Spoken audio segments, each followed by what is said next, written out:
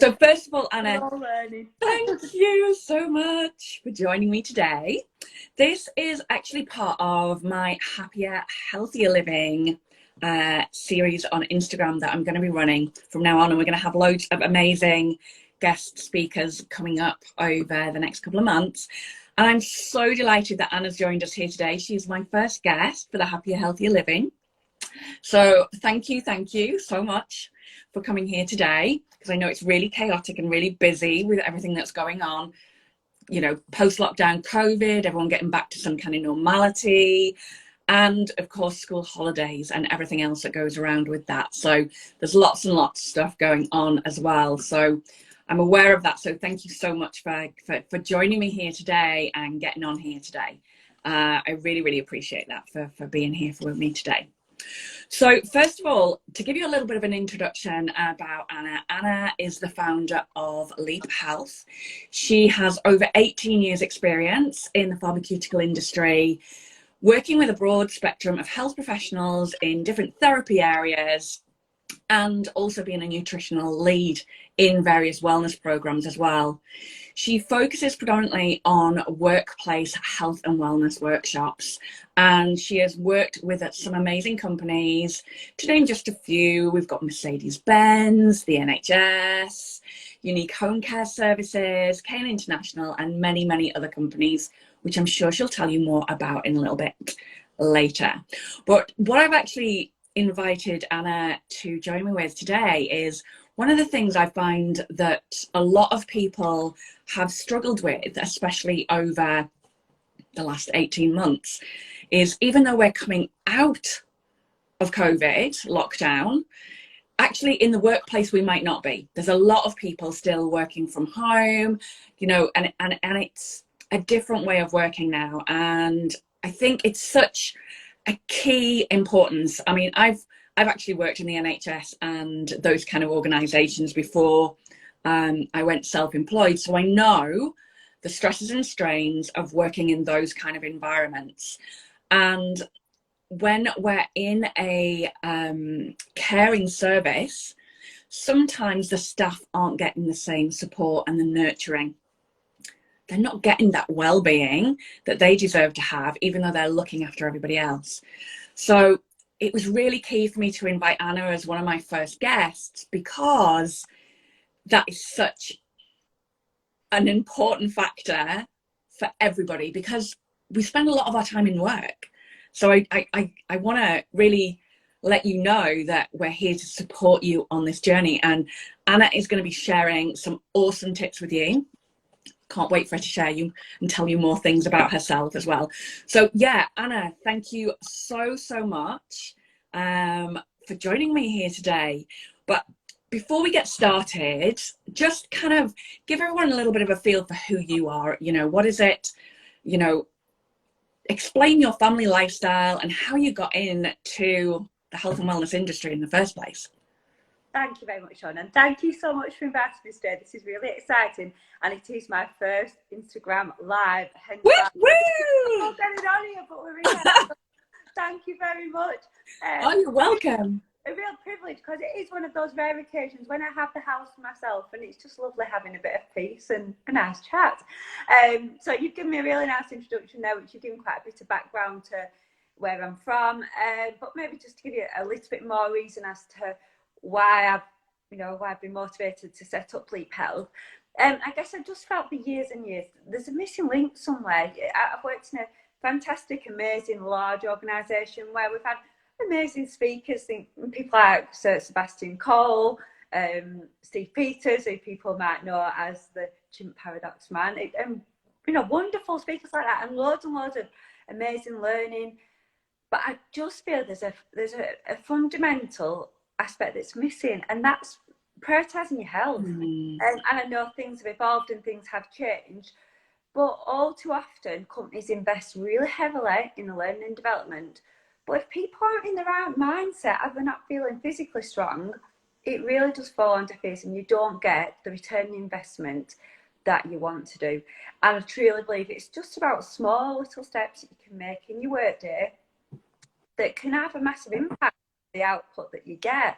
And right now, you know, people are struggling mentally, and Mm. the last year has really challenged us all in whatever capacity. We've all had different experiences, and I think companies don't have the resources or, you know, the time to deal with things reactively. We need to deal with them proactively and make sure that every person within an organisation feels empowered, motivated, and knowledgeable to take their own health as a priority and put it first and feel confident to be able to do that.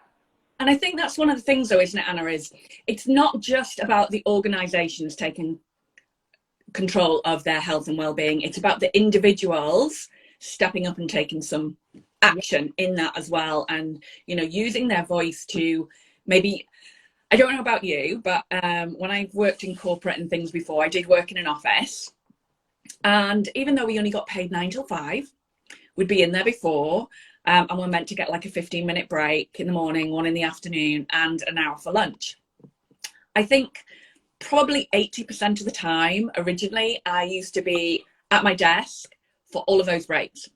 Yeah. I'd bring something in, I'd be sat there and be answering emails or answering calls, and you wouldn't be taking that time out. And even from working at home, the importance of actually having those breaks mentally.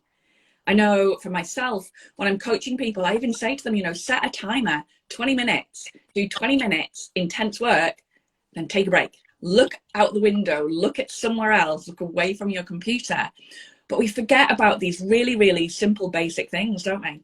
Completely. And there's evidence behind it. Like you said, taking a break every 20-25 minutes is the Pomodoro technique, which there's evidence behind it. And I really think right now we need to be confident to challenge the working norm. So we need to challenge the fact that it's not the number of hours that you work, which all too often people brag about, I work this number of hours and so I must be achieving more. But you're not necessarily achieving more. It's about the productivity.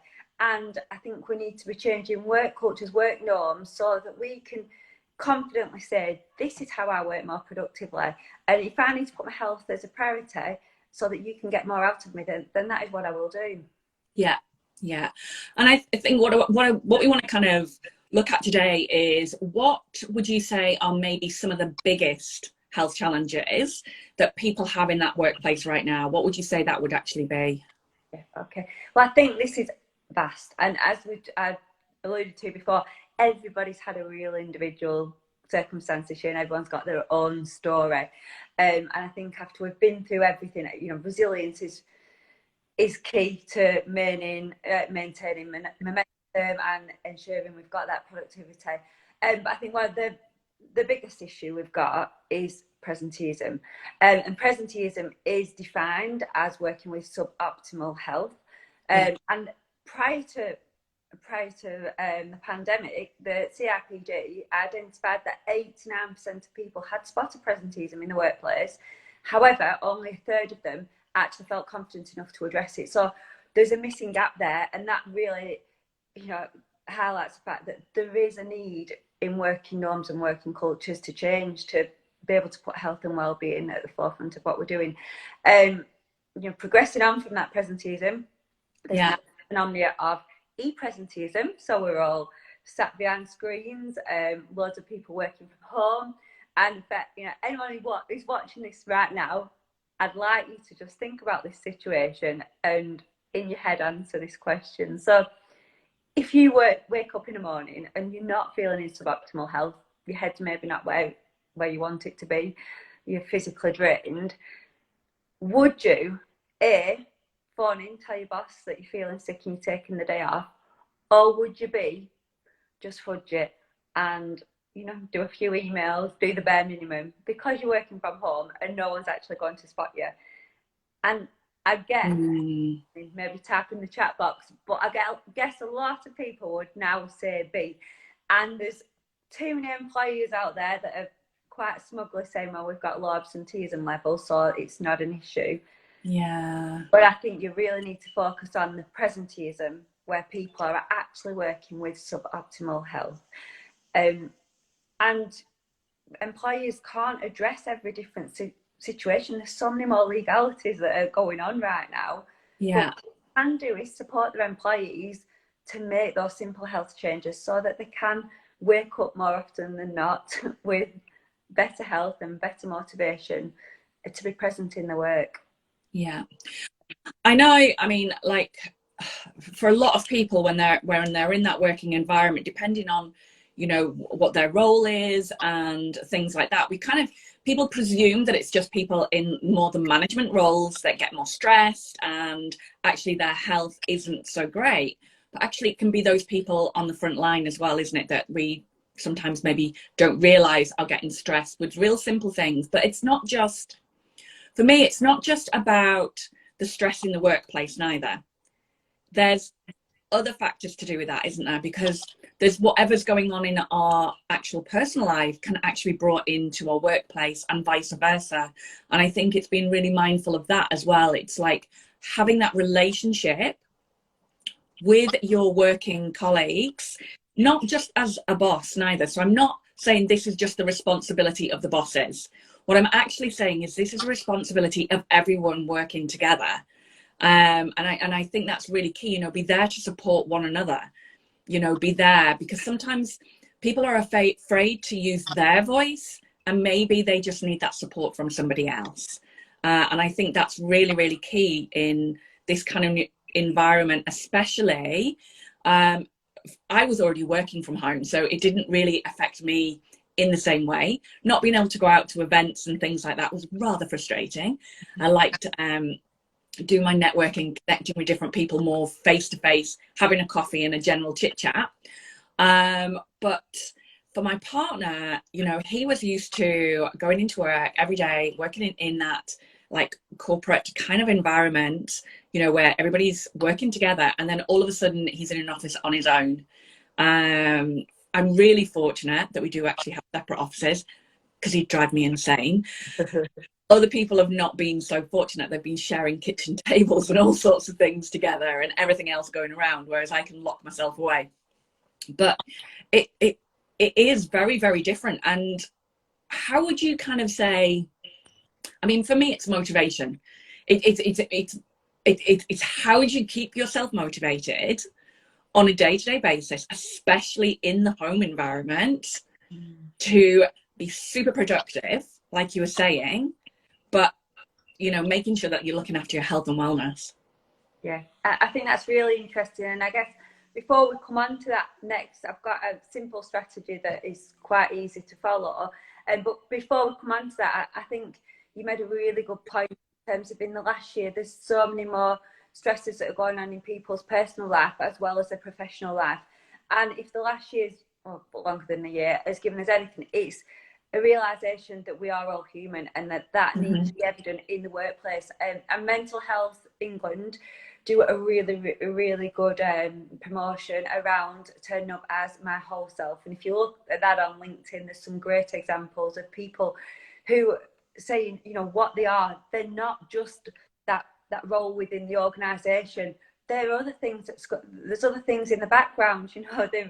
Definitely. They've got kids, they've got pets, they've got other worries, other people that they're caring for. There's lots of other things going on, and we've got to be comfortable to be able to share that at appropriate times within the workplace. And anybody knows that if one person shares something with you, you feel far more comfortable than saying, oh yeah, well, I'm struggling with this as well. And I think we need to break down those barriers so that we can be human. And this probably needs to lead from a management level as well, for management level to be able to say, I struggle with this and I do this to help myself. So be able to lead by example. Not just show the vulnerability saying that I struggle with this, but be able to give good examples of how they actually deal with that, so that people below them as well feel inspired and comfortable to be able to do the same kind of thing. So going on to your next point, how do you get motivated when you're really not? And let's face it, everybody, even if they don't say it, wakes up some days and feels like they can't really be bothered. So because we're just human. It's just human nature. No one's on top of the world all the time. And if you are, I would love to know what you're doing. Yes, please share it in the comments, guys. Share it in the comments what it is that you do to stay motivated. Yeah. Tell us. So I have a simple strategy which I use. I use two of the stay safe terms from the last couple of years, but I'm going to focus on safe. So you wake up, you're feeling a little bit demotivated. This is just a really good check-in. So first of all, S is for sleep. So just have a think. Have you had good quality sleep? And I challenge anyone to say that sleep is one of the most important things that you do in your life for your health, and it's absolutely free. And studies do actually show that if you're not having good sleep pattern, it can affect lots of different areas of your life. It can have a big impact on your cognitive function, include how you're feeling mentally, your decision making, and all sorts of areas that are going to impact on your productivity. But also it does pose a cardiovascular risk as well. And there's one study, which is the Whitehall 2 study, which showed that if you had less than 6 hours sleep per night or broken sleep, that did increase your risk of cardiovascular mortality. Unfortunately for us women, it was a significant increase. For the men, it wasn't a significant increase, but it was a big numerical increase. So, the evidence is there. Sleep is important. Our body does need to rest. And you just maybe need to just check in with that and think, how are you managing your sleep? And there's lots of the typical things that we can do, screen time, the types of things that you hear before you go to sleep. So you're watching the news. How's your caffeine intake? It's advised that we have no more than 400 milligrams per day. On average, is about 80 in a cup of tea, to give you an idea there. And maybe our caffeine timings as well. So the half-life of caffeine is 5 hours. So if you have a brew at, your last brew at 2 o'clock, that's the Lancashire bit coming out into your last brew. At 2 o'clock in the brew. It's still half of that caffeine's in your system by 7 o'clock at night. So just be mindful of those kind of things as well. Think about the times when you're eating, because if you're eating particularly late at night, that could keep you awake because of the digestive process. And just thinking room temperature. There's lots of different things you can do around your sleep. But then there is obviously things that are a little bit inevitable that are a bit out of our control as well, such as, like I experienced last night, 3 children that wake you up at different times. So there is the fun of having kids. We can't control too well. The next one is your actions, and I think this we really need to take seriously. So is what you're actually doing getting you to your why? And I guess for anyone who's watching this now, I just have to think about what your why is. What's really important to you, and what are you actually trying to achieve? So if you're running around doing millions and zillions of tasks that aren't actually getting you to where you want to go, that can affect your health, that can affect your stress levels, and that can affect your motivation, because you don't actually know where to start, because you're doing zillions of things that aren't really relevant to what you're doing. So that A is for actions. Analyze your actions. Are they actually getting you to your why? And the next one, F, this is really important as well. And this is your friends, your family, your fellows, and basically anyone around you, and the connection that you're getting as well. So studies show that connection can be, loneliness, can be as detrimental to our health as smoking 15 cigarettes a day. Lots of people have probably heard that, but it is a biggie. And after the last couple of years, connection is key to a lot of things. And if you're not getting that connection, you often don't have that motivation, and that again, that this can affect your health. And I often refer to this as your positive noise. So it doesn't necessarily have to be a one-on-one discussion with somebody to get the connection. It could be that you're just listening to that positive noise. It could be that just when you're out and about, you're having a nice chat with someone that's in the shop, and you're just getting that feel-good connection, and you're minimising the negativity, because we all know that some people might drain you and some people shine a light on you. And get that balance, because everybody has a couple of people that if you are feeling a bit low, you're going to finish a conversation feeling a lot better. So it's being mindful and aware of those positive noises and the ones that are not so positive as well.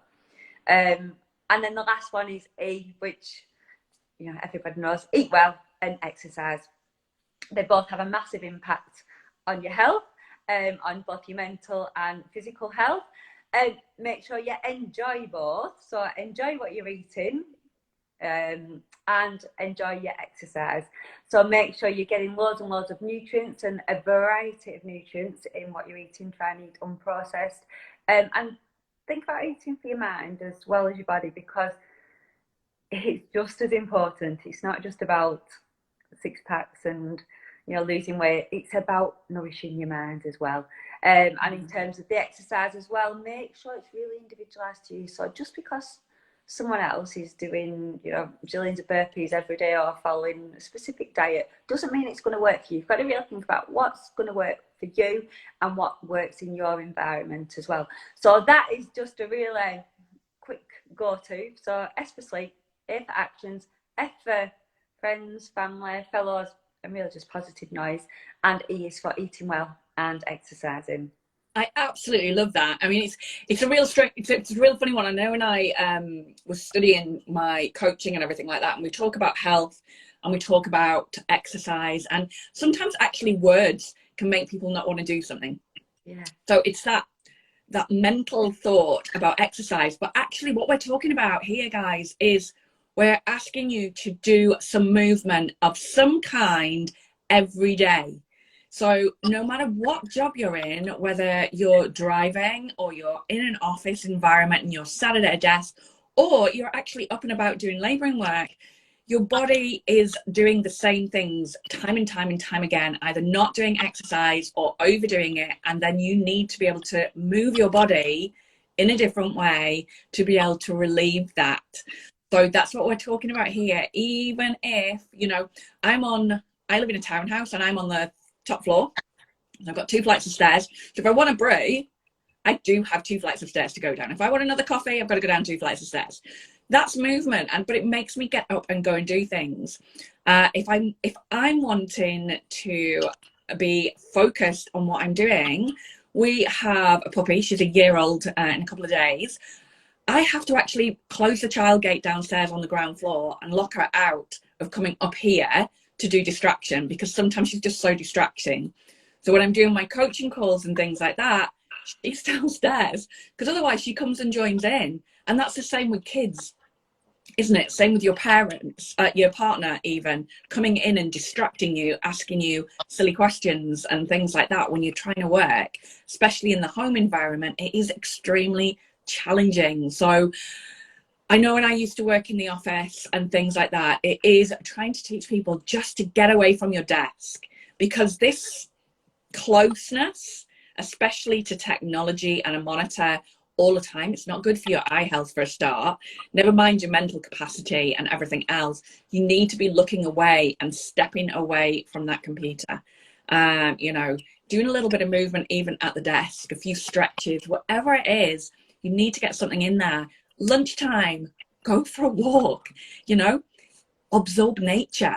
If you're anything like me, my partner laughs, he will call me a tree hugger.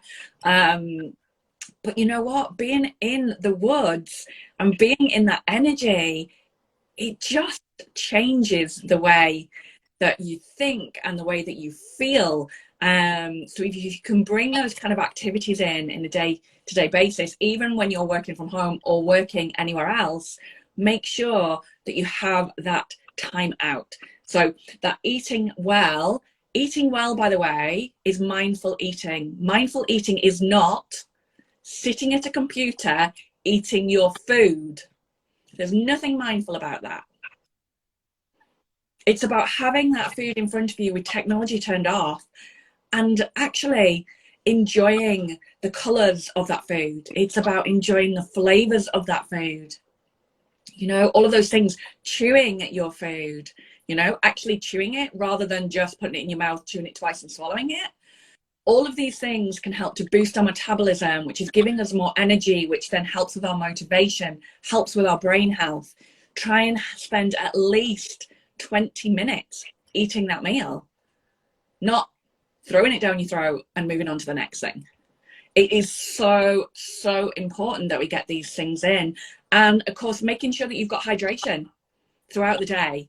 It's that, as you were saying, it's about feeding that brain, isn't it, Anna? It's about, we are predominantly water, so it's keeping hydrated. If I have a coffee, I've got both. They're both here on my desk with me.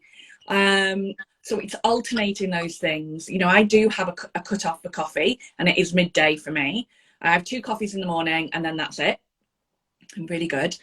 And then it's water, like in the morning and in the afternoon and things like that. So it is that hydration. It's about getting that in there. Now, when we talk about movement, Anna, is there any kind of tips that you could give people for ways maybe that they can integrate a little bit more movement into their day in the workplace? Yeah, there's loads. And I think you've probably just quite a few good solutions there as well. And it can be quite overwhelming when you're working from home as well, because obviously, you know, it's advised that we do 150 minutes of exercise a week. So you can be there sat at your screen all day and then thinking, you know, how on earth am I meant to fit all this in when how am I meant to fit in 150 minutes of exercise? And I think it's often ingrained in us that exercise is an hour in the gym, slogging it out, sweating, grueling. It's probably taking you an hour to get there and back. Yeah. And I think we've just got to change that mindset, because it you know, all exercise, you know, at the right intensity is good for us.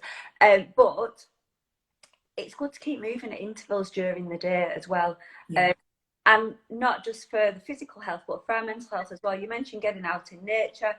There is evidence behind that to show that it increases your creativity. So you could be sat at your screen all day, when actually, if you get out in nature, have a little walk, you've probably boosted that creativity, which means you're going to get on faster with your tasks when you get back to. Yeah.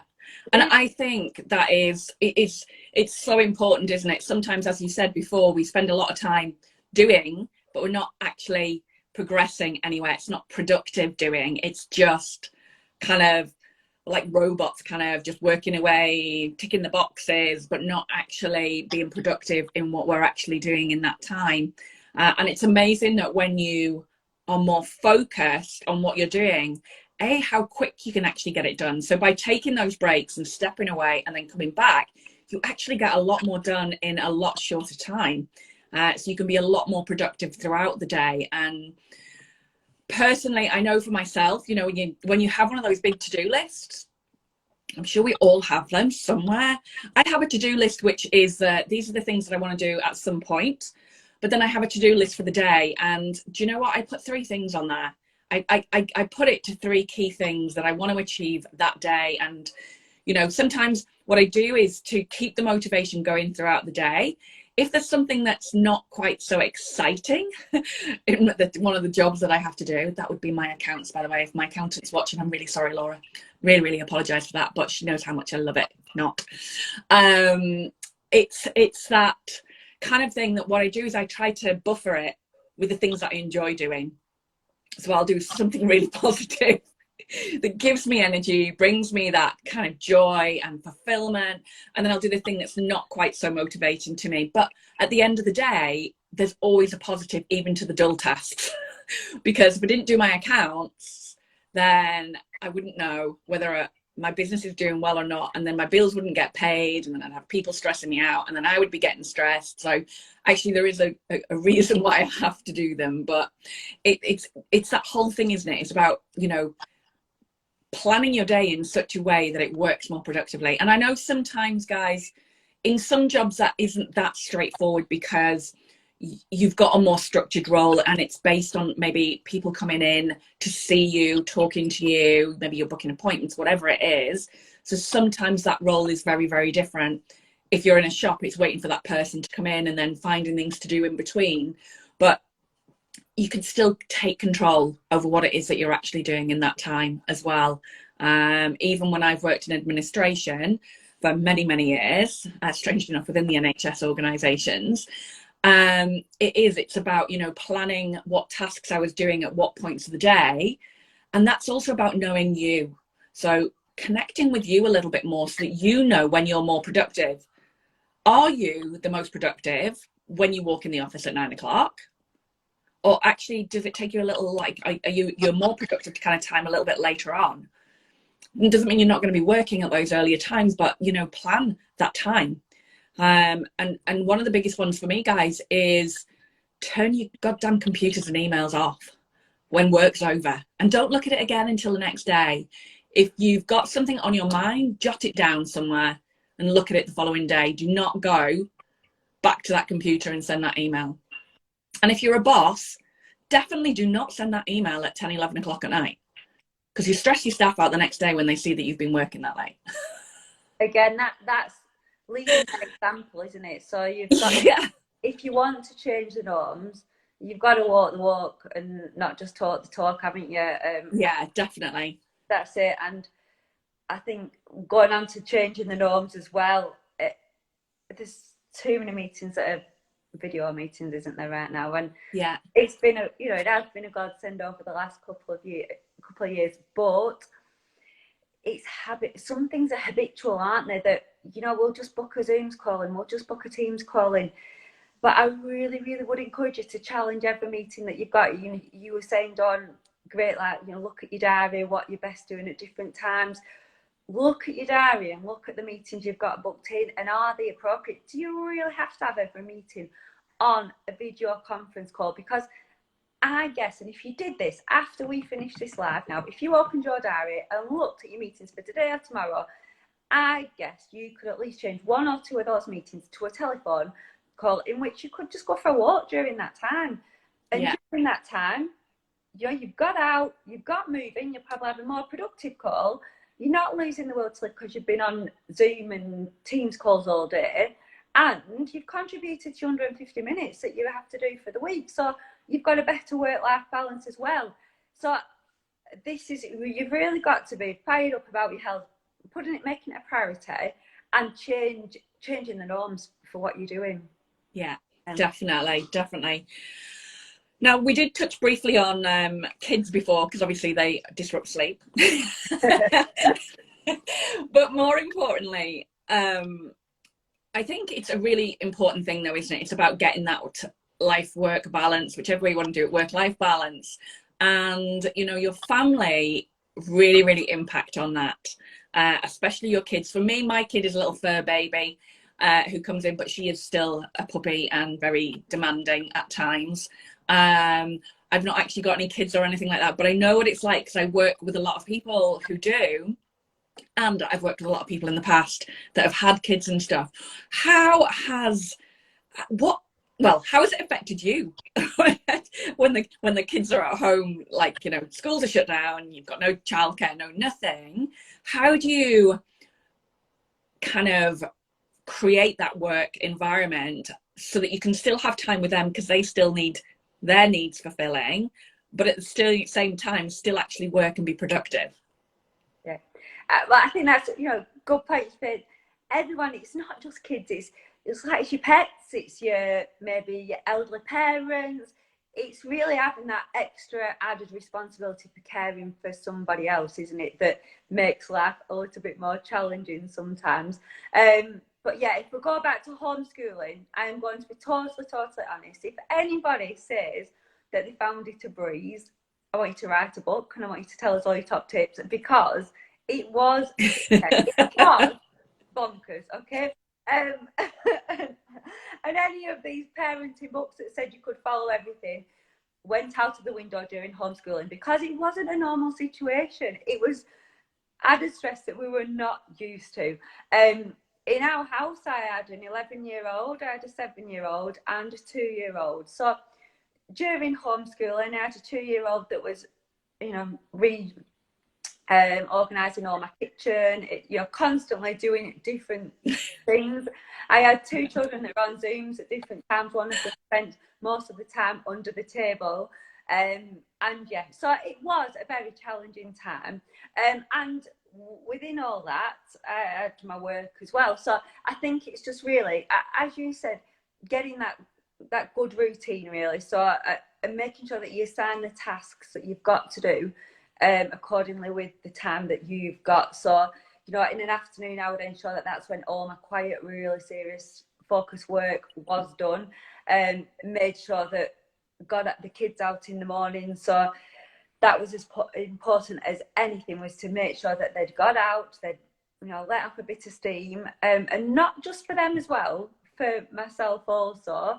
Obviously my exercise, which I do take, makes a big impact on my life, as it does with everybody, to make a priority and not feel bad for making that a priority, because as a carer for anybody, you can't care for people properly unless you've actually taken care of your own health. And I think this is something that we need to acknowledge. And you mentioned the NHS. I did a recent talk with them around using nutrition as a tool for their mental health, so that they also need to be able to talk about their mental health, because doctors, nurses, everyone's going out there helping other people, but they're not always comfortable to look after themselves and put themselves first. So that was something, during the craziness of homeschooling, I would make sure I tried to do a 20-minute YouTube workout or something like that, and I would tell my kids, this is mummy's time, that I need to do this to make me happy for the rest of the day.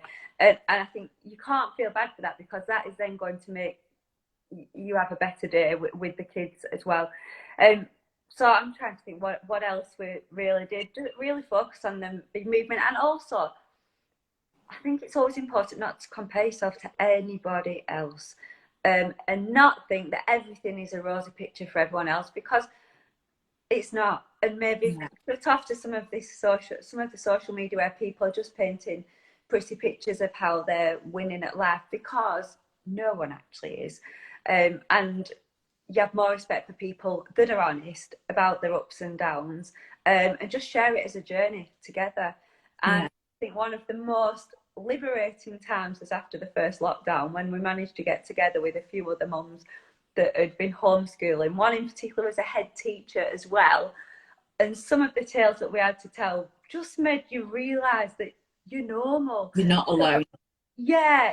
So I think if there's one thing anyone can take away from that craziness, is that never think you're alone, and never think that anyone who's painting this pretty picture is winning it at life, because everybody has the battles, and it's just about making those small little changes that you can to make the most of it is, isn't it? And I think, for us during COVID and stuff, actually our community has actually grown more. We've kind of got a Facebook group just for our street and things, and it's so that we could be there and we could help to support each other with really simple things sometimes. Maybe it would be nipping to the shop and getting something for them if they were on their lockdown, or even silly things like you can't get tradesmen to come around your house to do things. So has anyone got, we had someone borrow a wheelbarrow from us. They put it on the group. Has anyone got a wheelbarrow that we can borrow? We've got some work being done. It's come and borrow our wheelbarrow.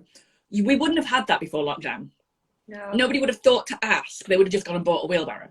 No. So it's really, really simple things. I mean, we're fortunate. One of our neighbours is actually a nurse. Our next door neighbour is actually a nurse. And, we've been fortunate to have her there for questions and things like that as well. And it's that community we were saying before about the F being friends, family and fellowship. That community and that connection is so key. And I'm hoping for a lot of you that COVID has kind of helped to bring that community back a little bit, because we were kind of feeling a little bit disconnected. And it is so important that you have that connection, that you have those people that you can go to, when things are a little bit tough, someone that you can share that with. As you said, it's so interesting when you actually have that conversation, how many other people are going through the same things and they were just afraid to say it. And it is one of those things. It's interesting, even as a coach, and I'm sure you get this when you're doing the workplace stuff, is whenever you're teaching and sharing something with people and helping them on their journey, interestingly, they're helping you on yours as well, because they say things as part of that process and you're like, make a note of that for me. Because it does, there's so much crossover and things will resonate with you on so many things. I think it's really, really important that we do kind of share our stories, share our journeys. Yes, social media, people generally share the good. They generally don't share the dark times and things like that. Me personally, when I'm not in a good place, guys, I just go and hide for a little while. Last year was a traumatic year for us in relation to we lost my beautiful boy, Kai, our German Shepherd. He was only 8. And do you know what? I just wasn't in the right headspace to connect or talk to anybody. I just like disconnected. But actually that was the best thing I could have done. We couldn't have family coming round or anything because we were in lockdown. So there was no big hugs from anybody else. It was just me and my partner going out, doing our thing. And having the option to be able to do silly things like Zoom calls, even with your parents and grandparents and things like that. It's hilarious, by the way, if they don't know how to use technology and you have to talk them through how to do it. But absolutely amazing to be able to still have these tools and resources there to be able to allow you to connect even when things are tough. You know, you can still have those conversations and have that time to be able to connect with them and share what's actually going on for you, I think is hugely important, really. So we've got a few people actually on. If anybody's got any questions, by the way, for Anna, or would like to know how you can actually get Anna maybe in your workplace or to help with well-being in your workplace or working from home, she's got some great courses both online and stuff that she does in people's businesses as well. So, you know, I'm going to get Anna to share her details with you really, really soon. If there was one message, Anna, that you could share today to make people realize the importance of our health and well-being in the workplace, what would that be? Well, I guess it's all about just the small little steps that you can do. And it doesn't have to be something grand. It doesn't have to be something that you think, wow, I can't achieve that. It's all just about the small little steps that you can do to improve your health. And the best way to do that is by making health contagious. So make it contagious in your workplace, in whatever way you can, whatever ideas you've got, whatever's working for you, however you can challenge the norms. Make sure it's a two-way process. It's not just because you're at the bottom of the organisation, you can't have a massive impact, because you know what? Then people at the top of the organisation probably need your help as well. So it's a two-way process. But really go out there, find those small little steps that are going to lead your health, and make health contagious, because unless we change the norms and make health contagious, it won't happen. Yeah. I love the acronym though of SAFE. So guys, just in case you forgot what she actually said, it was about sleep, actions, friends, family and fellowship. So that's that community and connection for you. Eat well and exercise. And if you don't like the word exercise, just call it movement. Just get some movement in there. Make sure you're doing something to move that body. You know, if it's playing music, dancing, whatever it is you want to do, get some movement in your day. Kind of, if people were wanting to take the next step with you, Anna, or to take the next step in improving that workplace, what is it that they have to do? How do they do that? Because it's probably quite daunting if you're an employee or an employer. How do you do that? Get in touch with me, and it's dead easy. We can look at, you know, what's currently happening in your world, because it's not the same for everybody. There's lots of things that I do that address different areas. So, for instance, food for mood, food for physical health, working from home without forgetting health. But those are just overriding courses. So everything can be bespoke to understand your world. So, yeah, drop me an email. It's anna@leaphealth.co.uk, and can have a chat about it. And one of the things I know that Anna will always tell you is small steps to leap your health. Yeah. Which I absolutely love, because it's the same with anything. It's about creating new habits and behaviors that last, that you don't even have to think about, guys. You want to just kind of be mindful about how you're doing it. Take it step by step, as Anna would share with you as well. It's about change one thing today and focus on consistently doing that one thing for a while. Don't try and change everything all at once, you are more likely to fail if you change everything rapidly, because your body can't handle it. Your subconscious or your critter brain is going to go into overload of, oh no, I need to keep this person safe. There's too much going on. They must be being attacked. And they will just lock down. So one little thing. So just change one little thing for a period of time. And then when you're confident with that one and it comes naturally, bring in that next change, whatever that is for you. For me, you all know me, guys. I am the lover of essential oils. If you were in here, and rocks, as my partner calls them, crystals to normal people. I've got my diffuser going. I've got my essential oils around me that I put on to make me feel good, give me more energy, give me more focus. I've got my crystals here because I just love having crystal energy around me. It's bringing that earth element in. I've got my plants around the place. Bring nature into your environment, wherever that is as well, guys. It's amazing how you can change things. I had my office in a different direction. Move your office around. Bring the flow of energy differently. Clear the clutter as well. Not just in your home, but if you clear the clutter in your home and in your work environment, you actually help to clear the clutter in your mind. So they kind of all have a knock-on effect. Whatever we're doing here at home affects our work. Whatever we're doing at work affects our home.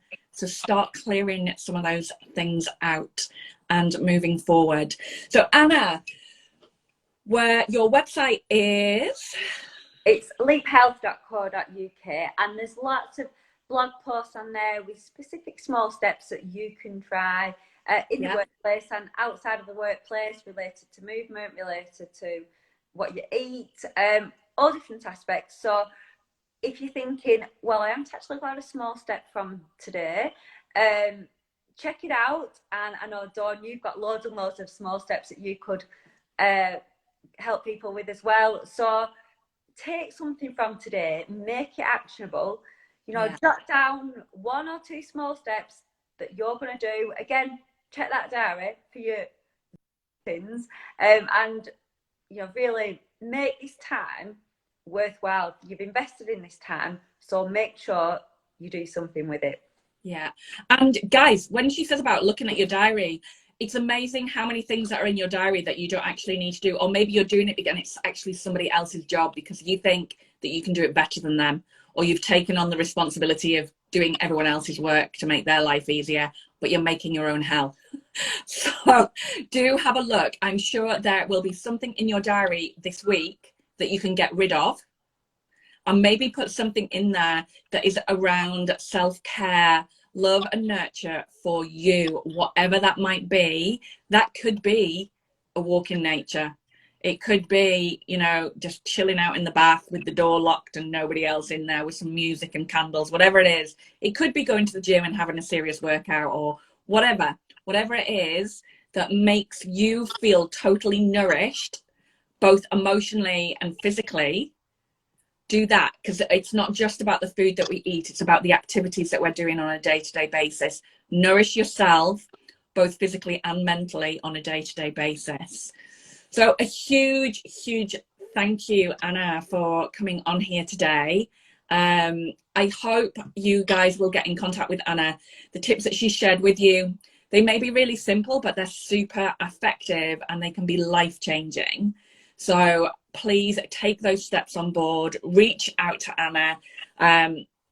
If you're struggling with what to do in the workplace to motivate your staff, then I seriously recommend that you do actually contact Anna, because that is her area of expertise, and I'm sure she can make a change to all of your lives.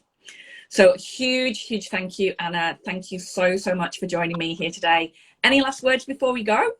No, just a big thank you, Dawn, for inviting me. Oh, you're welcome. And if anyone needs any help or additional information, please get in touch with myself or with Dawn. Cool. Huge thank you, Anna. First live, well done. A few technical hitches, but after the hiccup getting on here, we've done it. I love technology, not. All right, guys, have a great day, and we shall see you all soon. Take care for now. Bye.